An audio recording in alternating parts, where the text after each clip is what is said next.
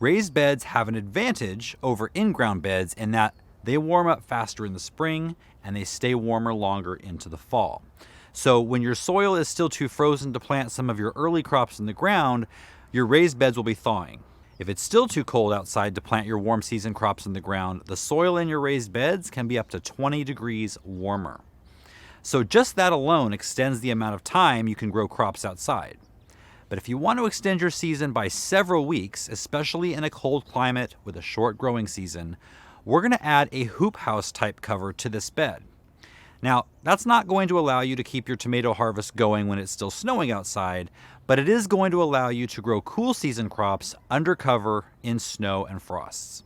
If you don't live in an area where snow and frosts are an issue, or even if you do, there's a twist to this add-on that I'll show you that will help shade your crops on those hot summer days, or can be used to shield your plants from unwanted pests like the cabbage white butterfly, squash vine borer, or even squirrels, rabbits, and birds. So let's get started building this add-on. I'll go through the materials and tools needed as we go through the process, but remember, you can always download the skill sheet for a full list. So I'm just gonna lay these out, just kind of make sure everything's measured correctly. We've got two 8-foot long 2x4s, and then we've got two 41-inch 2x4s.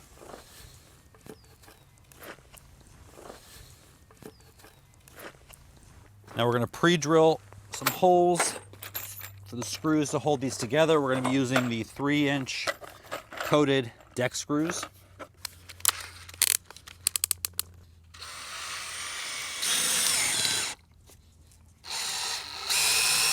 So if your board moves a little bit and it's a little off, it's okay. The whole thing will still work.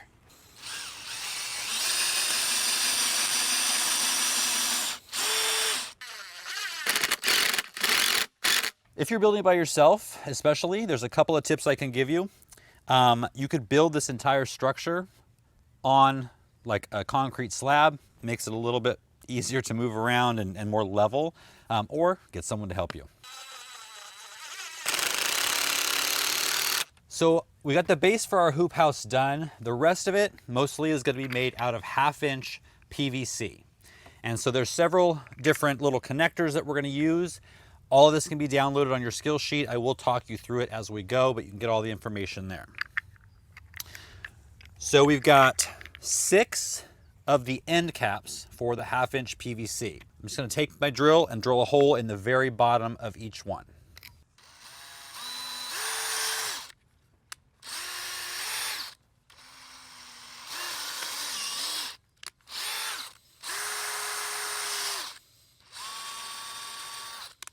Now I'm going to be using some coated 1 5/8-inch screws to hold these down to our base. There's going to be 2 or 1 in each inner corner, and then 1 in the center toward the inside of the bed.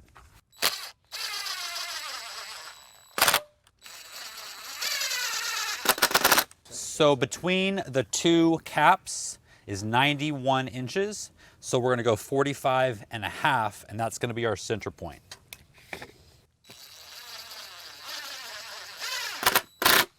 You don't want to screw them in too tight. Make sure that, just till it's snug. I mean, you can't twist it, but you don't want to go through if you've got a strong enough drill to go right through that PVC. For all the arches of the hoop house, the 3 arches, they're all going to be made out of 1/2-inch PVC, and they're going to be made out of 4 pieces of 16.5-inch cut PVC. And those will be held together with these T connectors.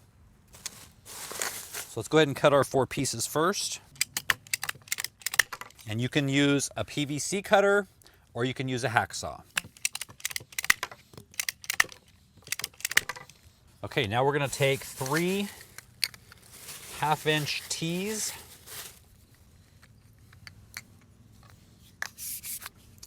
And just hook them together and make sure all of the T pieces point the same direction.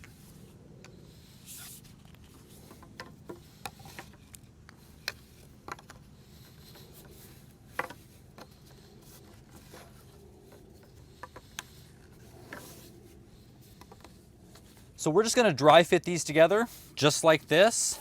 You can, if you want, take some PVC cement, run it around each of the insides and outsides of the pipe to hold it together more permanently. but I'm thinking that the dry fit will be just fine. All right, so make sure that these are all pointing toward the bed, all these T's, and then push it into the first cap, and then slowly bend it down to put the other end in the cap across from it.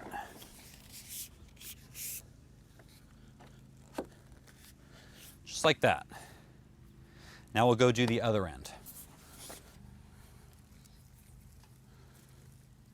So for the center arch, we're going to do the same thing, 4 16.5-inch pieces of the pipe, but instead of the T's, we're going to use the crosses or the X's.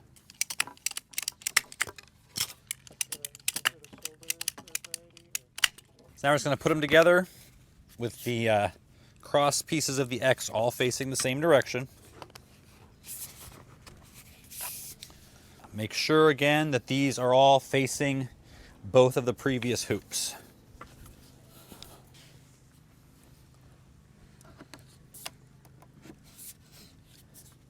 So to get the distance, I mean, yours might be a tad off one way or another, so we just want to make sure it's perfect for your bed.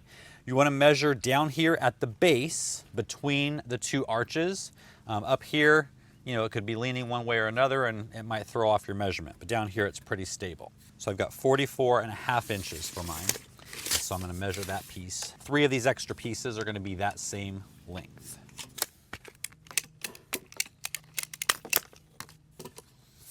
Okay, let's go ahead and put them in.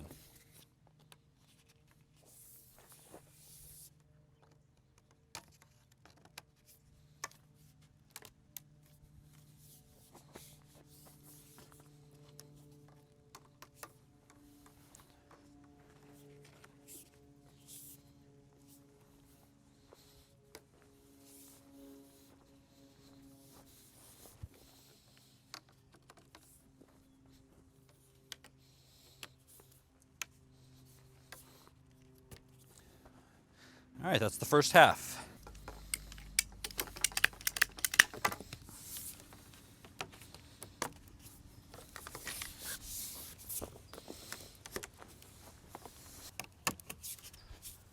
Okay, the next thing we're gonna do is use our furring strips, and we've got 2 8-foot long ones and 2 43-inch ones pre-cut. So these are gonna go on the outside of the PVC caps.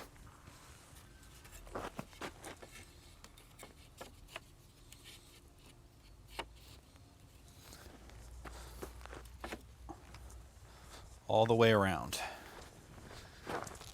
And then we're just going to pre-drill our holes, and probably 3 on the ends, and then probably 4 or 5 down the sides.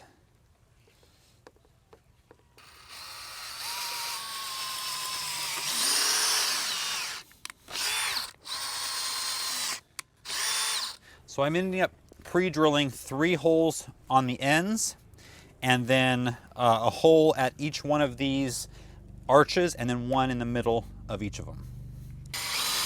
Measurements don't have to be perfect.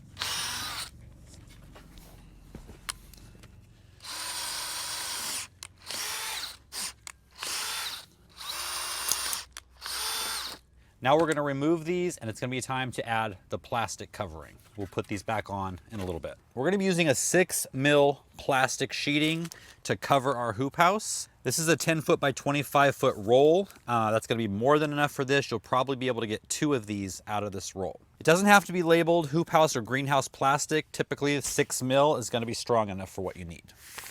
So make sure you got enough excess where it goes down past here. I'm going to cut it right down by the ground just to make sure. Then we're just going to unfold it, make sure the whole thing is covered, and move on to the next step.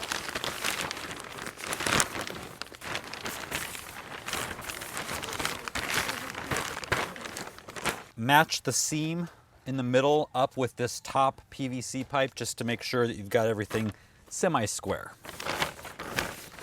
I'm going to take the furring strips out, used to tighten this plastic down. The first one isn't important as the rest. The last one is the most important.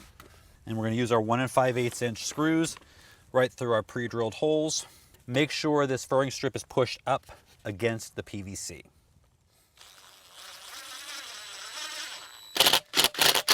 Don't do these too tight because they will sometimes split the furring strip even if you've got it pre-drilled. We're going to want to take one hand in the plastic, one hand with the furring strip, and pull to really make sure it's tight. When you've got it tight, put your first screw in. Hold down really good so it doesn't slip.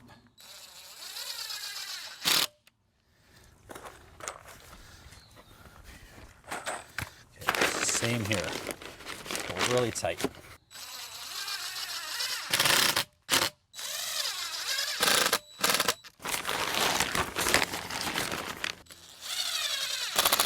Okay, so this for this end, we're just going to gather all of the plastic to the middle first, and then we're going to clamp it down the same way we did on the other two sides. You want to gather it just in a way that's neat and kind of keeps this flat and not bunched up.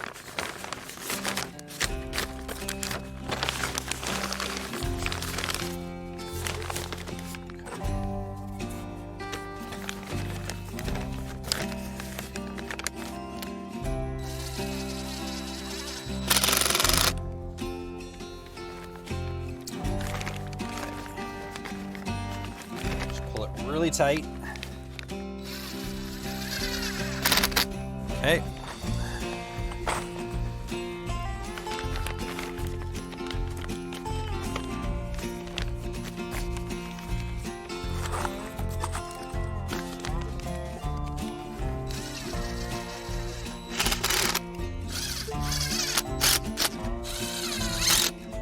Okay, now we're just going to go around with the scissors, and we're going to leave about an inch overhang just in case, and just go all the way around just to neaten it up a little bit.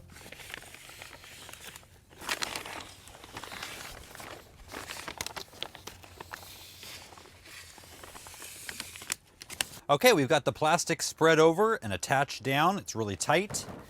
So you need to figure out what is the front and what is the back side of your hoop house, because you want the more convenient side to come to, that's your front side, and you're going to put the hinges on the back so you can open it up towards you. To hinge this, I'm going to be using two 3-inch metal hinges, and they're going to be attached about a foot, foot and a half in from each end. So you want to make sure that the hoop house edge is lined up perfectly with the bed edge, and then you just need to attach the screws.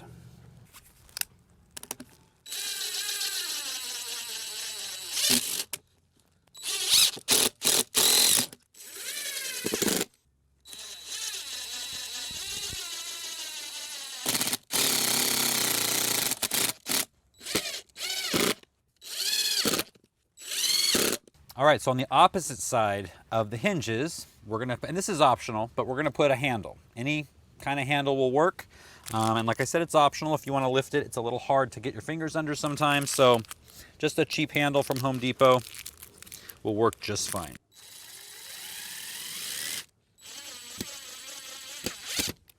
And just make sure you put the handle somewhere right in the center. I just lined mine up with the PVC pipe. Let's see if it works. Now you're going to have some warm days in the winter, warmer, where you might want to, or in the spring, you might want to open this, but you don't want it falling back onto the PVC or it would mess the whole thing up. So we're going to use two screw eyes. These are 2-inch long, and we're going to just put them on the bottom, you know, about 6 inches from the edge. And we're going to put one down here, and we're also going to put one on the top piece and then run a piece of rope or sturdy cord between it.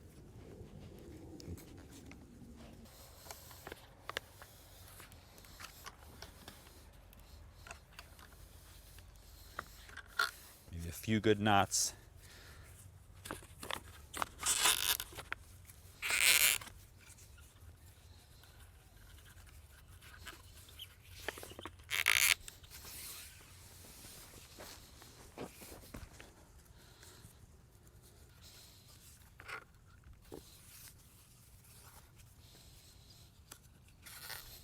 Now, there are going to be times when you don't want this closed and you don't want it fully open like this.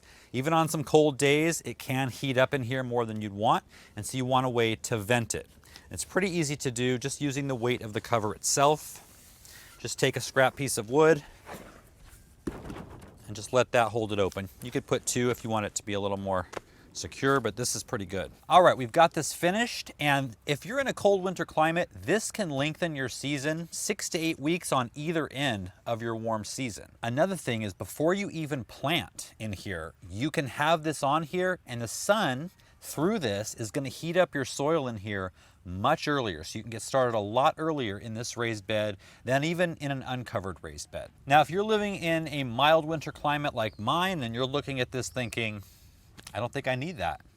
This could actually be used as kind of a cold frame where you could actually, instead of starting your seeds indoors to get a jump start, even in a mild climate, you could put them in here as kind of a cold frame. This could even help in any climate. In the heat of the summer, you can replace this plastic with shade cloth, maybe 30% shade cloth. Or if you're gonna protect some of your fruits and vegetables in here from critters, from bugs, you can get some netting, some bug netting, some bird netting, and replace the plastic with that. So it's actually multi-purpose.